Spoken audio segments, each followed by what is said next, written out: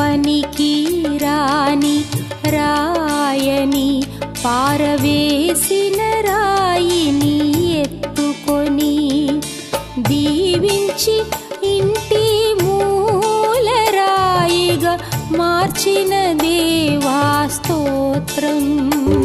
క్రీస్తు ప్రభునందు ప్రియమైన దేవుని విశ్వాసులారా, తపస్సు కాలము 8వ రోజు ధ్యానాంశంలోనికి అందరికీ స్వాగతం. ఈనాటి అంశము శరీర ఆశ అనగా శరీర కార్యములు. స్త్రీలకు రాసిన లేఖ 5వ అధ్యాయము 19వ వచనము ఈ విధంగా సెలవిస్తుంది.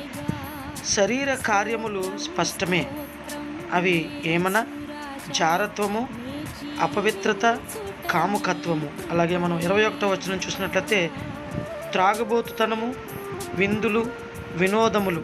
ఇటువంటి పనులు చేయువారు దేవుని రాజ్యమునకు వారసులు కారని పునీత పౌలు గారు హెచ్చరిస్తూ ఉన్నారు. ప్రియమైన దేవుని విశ్వాసులారా, మానవ శరీరములు చాలా బలహీనమైనవి, పాపము వైపు త్వరగా ఆకర్షించబడే గుణము కలిగినవి. మనలో ఉన్న ఆత్మకు శరీరమునకు నిత్యం పోరాటం జరుగుతూనే ఉంటుంది. ఈ పోరాటంలో గెలవాలంటే మనము జాగ్రత్తలు తీసుకోవాలి అని పునీత పౌలు గారు చెప్తూ ఉన్నారు. ప్రియమైనటువంటి బిడ్డలారా, మరి మనమందరము వీటినన్నిటి నుంచి కూడా ఉపశమనం పొంది దేవునికి దగ్గరగా అవ్వాలంటే ఉపవాస ప్రార్థనల నుంచి మార్గములుగా ఎంచుకుని బైబిలులో మనం లోతైన వాక్యములు చదువుకుని మనము ఈ శరీర ఆకర్షణ నుండి దూరంగా వెళ్ళాలి.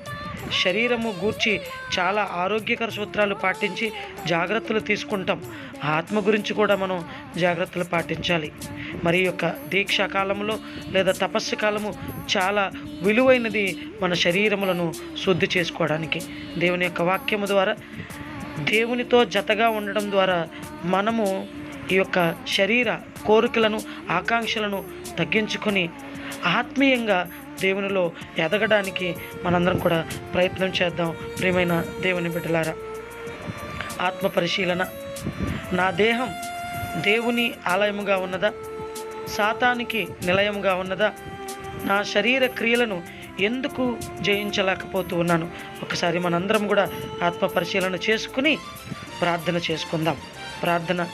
పరిశుద్ధుడు అయిన దేవా, నా శరీరంతో చేసిన ప్రతి పాపాన్ని క్షమించి మీ పరిశుద్ధ రక్తంతో కడిగి శుద్ధి చేయండి.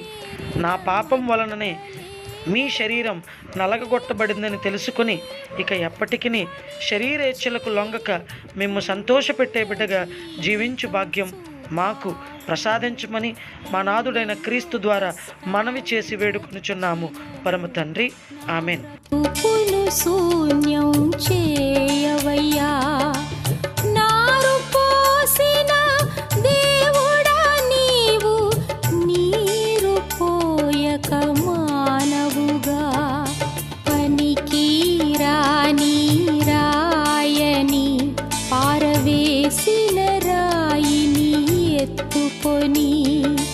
పనికి రాని రాయని పారవేసిన రాయిని ఎత్తుకొని దీవించి ఇంటి మూలరాయిగా మార్చిన దేవా స్తోత్రం.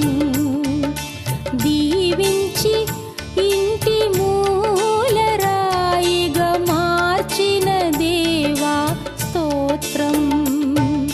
స్తోత్రం స్తోత్రం యేసు రాజా, నే జీవించుట